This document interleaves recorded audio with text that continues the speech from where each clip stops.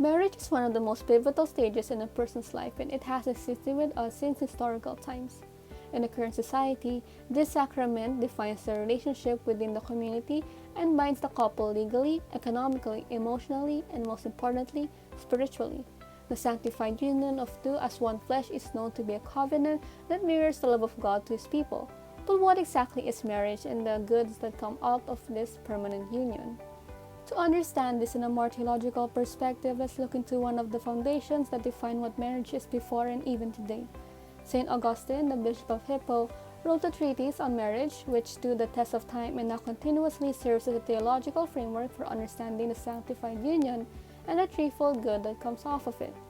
These threefold goods, according to St. Augustine, are coined Bonum Prolis or offspring, Bonum Fidei or fidelity, and Bonum Sacramenti or sacrament.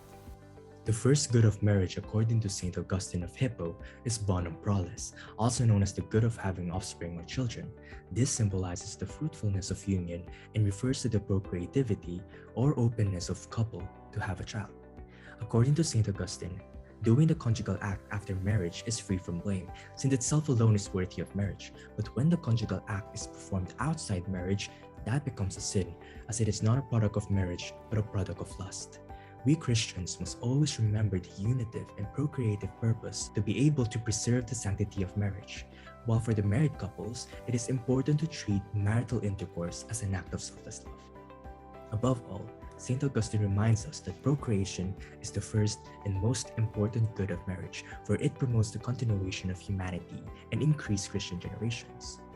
In the book of Genesis, chapter 1, verse 28, "And God blessed them, and God said unto them, Be fruitful and multiply, and replenish the earth and subdue it, and have dominion over the fish of the sea, and the fowl of the air, and over every living thing that move upon the earth."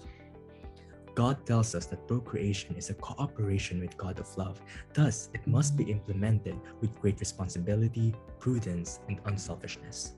But in the situation that a couple is unable to bear children, their union is not at all subject to divisibility. There is value and good not only in the procreation of children, but as well as the sociability and companionship of the spouses. This is further explained in the next good of marriage. The second good of marriage is Bonum Fidei, which means fidelity or faithfulness. We must remember that the first and foremost obligation of a couple to each other is to be faithful and committed. Since the sacrament of matrimony is a sacrament of service and communion, a couple agrees to serve each other for the rest of their lives and create a spiritual unity between them, having God as the center of their relationship. According to the sixth commandment in the Old Testament, "Thou shalt not commit adultery," this commandment serves as a basis and foundation of every married people to abstain from adultery or any sexual relations with other persons. And most of all, mutual servitude, according to St. Augustine, is important since one should support another despite their differences and weaknesses in order to avoid having misunderstandings. Last but not the least, we have Bonum Sacramenti. Translated in early Latin word, sacramentum was derived from the idea closely related to the Greek word mysterion or mystery. It talks about the mystery in marriage, referring to the sacredness of the union between the husband and the wife, a spiritual union of Christ and the Church. St. Augustine also emphasized indissolubility and monogamy in marriage, which constituted the sacrament or sacred significance of marriage.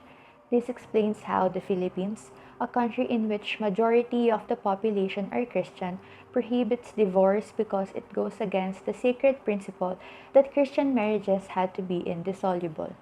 Moreover, the ratification of marriages as a sacred sacrament stems from the ultimate spiritual unity between God and humanity, therefore it cannot be separated. St. Augustine also stated that entering into a marriage contract is of such sacredness and binding that it is not annulled or dissolved by any means of physical separation. Divorce, annulment, and remarriages distort the image of God's fidelity to us people. As we end our discussion, kindly watch this short video to add some information about what is the true meaning and purpose of marriage in our life.